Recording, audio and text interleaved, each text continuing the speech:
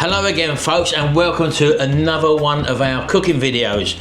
Well, we're going to keep it traditional, Sharon, aren't we? We are. We're trying out all the regional recipes that made Great Britain great, Sharon. And what are we starting off with? We are starting off with shepherd's pie. Not cottage pie, shepherd's pie. This is made with lamb. Right, let's have a look at the ingredients, let's see what's involved, and we'll talk a little bit more about it. Right, now I'm not sure whether we've had shepherd's pie before. I always call, I've made it before, yeah. Well, I don't recall it. We normally have what you call cottage pie, which is the same thing, but made with beef mince. Yes. This is made with lamb mince, Sharon. So what's in the ingredients? What we got here? So we've got lamb mince. We've got 500 grams of that, lamb mince. Right, that's just from Tesco's. You can buy it already grated. Lamb tends to be very dear, Sharon, It is very dear at the moment, lamb. So I don't know how much these cost. Can you remember? I actually bought because they were reduced. Oh, here we go. Yeah, £2.80. Would have been £5.50. Yeah, that's only 250 grams and all. So we've had this in the freezer, I think. And so if ever I see it on offer, we get it. I buy it and bang it in the freezer. Yeah. So right, we've got 500 grams of lamb. We've got 3 carrots there, just chopped up. Very smallly chopped as well. Little cubes. And 1 onion. Right, and what about the herbs? What's going in We're there? going to add about a good sprinkle of thyme. Thyme. Yeah. And you've also got a lamb stock cube, which you found in the cupboard. Yeah. Now you can make your own stock if you want. You can buy these stock cubes. You don't even have to have lamb, but we're trying to keep it traditional. We've got a lamb stock cube. Salt and pepper. Salt and pepper. And our fat we're going to be using. I've got the other thing. Hey, what? Potatoes. Oh. I thought there was something missing. Yeah, there we go, the potatoes. Now you've already peeled and cut them very small. Now we're going to be doing them in the pressure cooker. Yes, we are. Because they only take how long, Sharon? About 7 minutes. 7 minutes. Maybe not even that long. Yeah. And the rest of the cooking we're going to be doing on our little induction hob. Yes. And everything's going to be done there. And we're going to be finishing off by browning the top of the potato when you put it on. In one of our air fryers we've got here. Yeah. Right, so, okay, let's get going, shall we?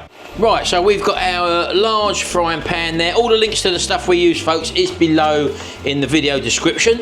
So we're just plonking a little cube of lard in there. Now, there's a little bit of a debate as to where this dish originates from, Sharon, in the UK. It's called a British dish. I think it originated in the north of England, really, or possibly Scotland. It actually said in one of the links by the shepherds, which is where it gets its name. Where the lamb is mostly up north, I suppose, isn't it? Yeah. Also, Ireland, I think, having a little say that they were... Where there's butter, there's shepherd's pie. Right, so we're just going to melt the fat down there, and then we're going to get the onions in first, and the hard vegetable, which is obviously the carrots. But they're diced nice and small, so... You can leave them in slices, I suppose, but you can put them, like, more traditional, I think, is really finely diced, which they are. In with the onions first. Now again, we're not going to brown them, we're just going to soften them off, aren't we? So just to get them going, basically. The main thing is it's going to be doing its cooking as well when we add all the other ingredients into this one pot wonder, I suppose you could call it. Oh yes, I love a one pot wonder. So we'll just get them going. I'll tell you what, Chef, I'm going to get involved, look. Go on. Let's get the old carrots in there. So in they all go as well. Again, we're just looking to soften them off a little bit. There we go. So you're just going to give them a good little stir around until they're softened off. Right, what we're going to add now then is the old salt and pepper, just season along. We've got the old Himalayan pink salt here. We're just going to put a good waddle of that in, because don't forget, this will bring out the flavour as well. So give a good bit, don't be frightened to put salt in, folks. You need your salt in this hot weather, people. Yeah, you sweat salt and you cry salt. And a hell of a lot of body fluids you lose. And put plenty of pepper in as well. We're going with the black pepper here. Again, you want to flavour it. It'll make me sneeze. I think as well when you finish that you can start adding the mince. Right, okay. They're softening down a treat now, as you can see.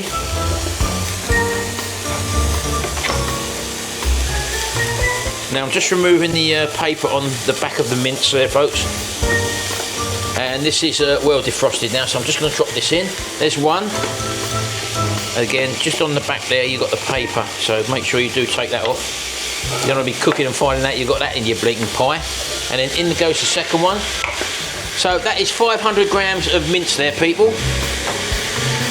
Virtually all the ingredients in. The only thing we haven't added is the thyme at this stage. Yeah.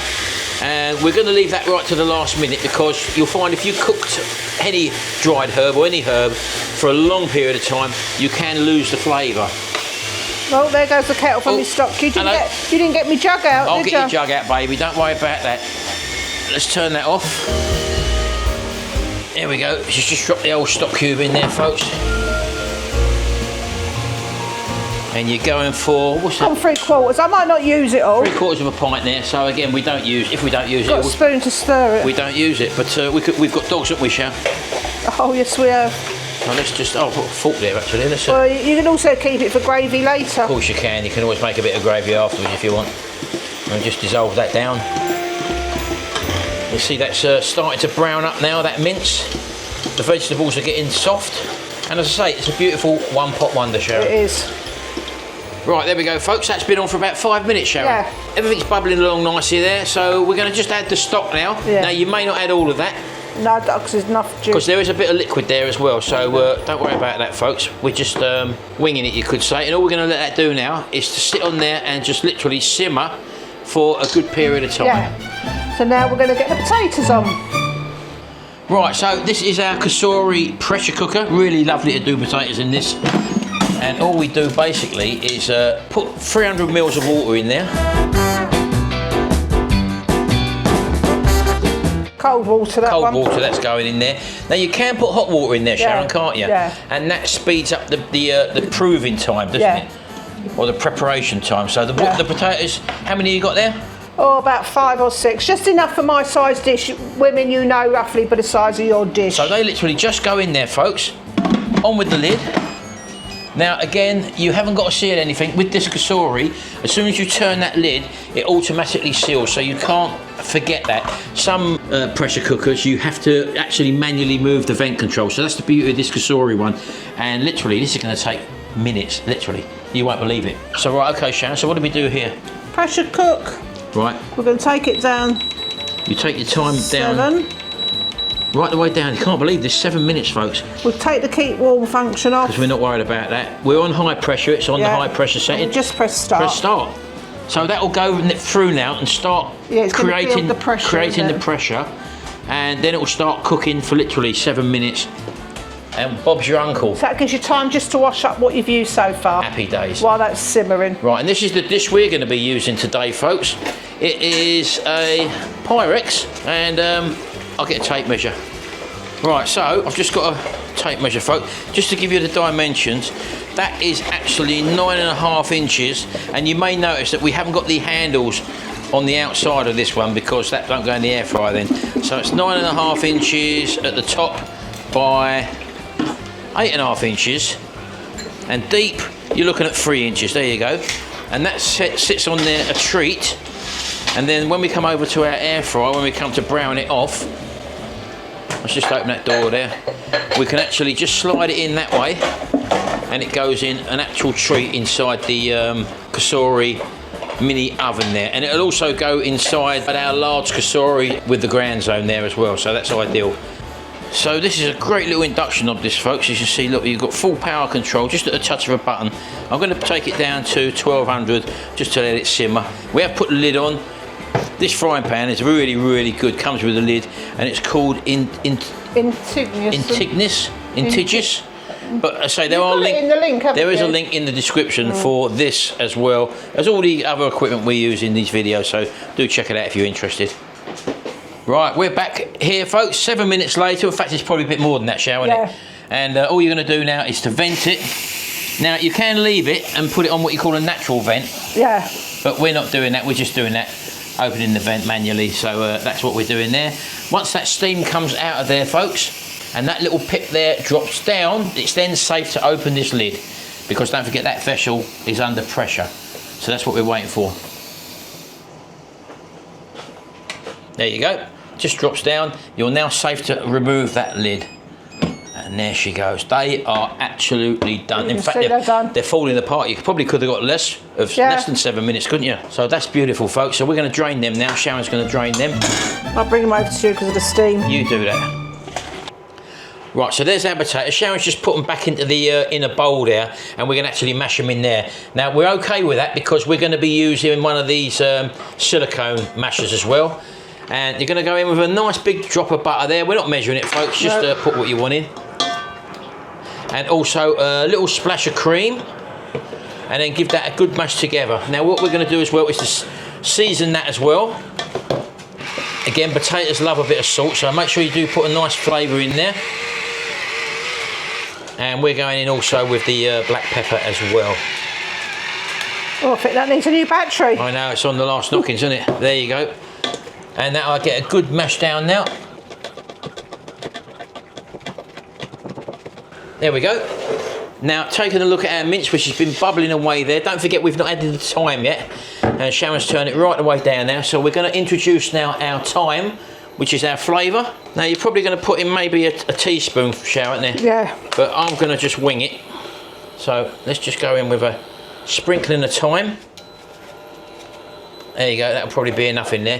You don't want it too overpowering. No. And you probably noticed that we've put that in at the last minute. So now that's all looking very, very nice. I'm just going to add the remainder. So you have actually used that 3/4 Yeah, of a pint. I've used it all. And we just finished simmering that off now, which is actually ready now, isn't it? It is ready now. Now, we're just keeping it to the bare minimum. If you want to put peas in there, by all means put peas in there. Some people might want to put other stuff in there as well, corn or stuff like that. It's entirely up to you.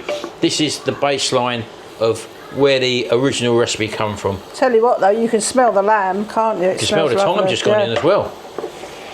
Now you may see that the liquor is, or the liquid is a little bit thin there. We're going to thicken it up now. Now you can do it one or two ways. We tend to use arrowroot, just a drop of water with some arrowroot powder. Now you could use corn flour as well, Sharon, couldn't you? And I suppose at a push you could probably use gravy granules, but they wouldn't have had gravy granules back then, would they? No. So a little bit of arrowroot in there, and just add that slowly. Make sure it's bubbling when you add. Yeah, you want it bubbling. Yeah. And you're not going to pour all that in, are you? No. Now just put a bit in, and you watch. The heat's been turned up again, and that will start to thicken up that liquid now, which it started to do straight away. Can you see how different that looks now, folks? Look. There you go. So that's probably all we're going to need, because that's thickened it up lovely now. Look at that, look. The lamb is fully cooked, and the little bit of juice is lovely and thick now. So what Sharon's going to do now is transfer that now into our serving bowl, which will be the main bowl. In it goes. And then we're just going to get the another spoon. Mashed potato, and I'll give her a spoon. And literally just place the potato on the top. Look at that. How simple does this get, folks? Anyone can do this. Home cooking at its best, Sharon. Oh yeah. Now I've seen some people pipe the mashed potato on. You could do that as well, couldn't you? Oh yeah, but I like the, what's it, the rustic look. Yeah, if you have little bits sticking up as well, it catches, doesn't it? You could have put cheese in your mash, but we're trying to keep it as traditional as possible. Yeah, again, all these modifications you can do if you want, folks. Now, there you go. Look at that. All them little ridges there, they should hopefully crust up lovely in the air fryer. And there you go. Happy days. So that is it. And literally just put that straight in there. You're literally just browning off the mash. Yeah, that's all you're doing, because the cooking's already done. Yeah. So we'll whack that in there. We'll put it on. We'll leave it on 200. And we're just going to drop the temperature, the time down to probably 10 minutes. Yeah. And then start it off. Press it twice on that, because you don't want the preheat on there. We're not worried about that. Then your challenge is, people, you've got 10 minutes to wash up. Happy days. Well, here we are, Shell. 4 seconds to go. We've not had a look at it, although you've got a glass door and a light on. Never mind. Let's have a little look, see if it's browned off enough. Oh, look at that. Give us that here, baby. Let's get that out for you. Oh, look. Look at that. See what I mean about putting a pattern on it? Look, fantastic, isn't it? Put that over there. You okay, baby? It's only because you're one-handed. Yeah, it's only because I'm one-handed. There you go. Look at that. Tell you what, get a little plate out. Hey? Get a little side plate out, and we'll just try a little bit, because this is for the other three. This is for the other three tonight, but look at that, folks. How does that look there? Look. Superb. Hot and bubbling, so it's cooked all the way through. Traditional shepherd's pie.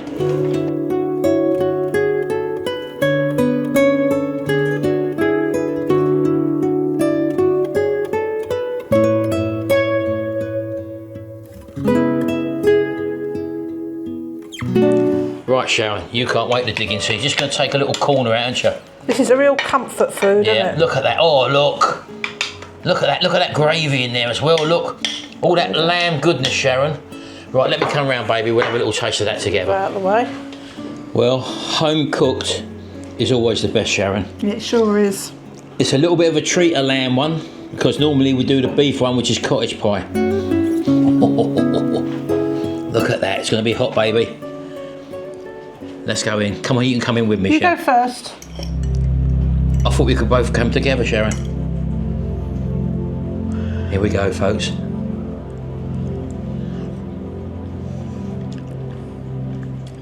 Oh my God.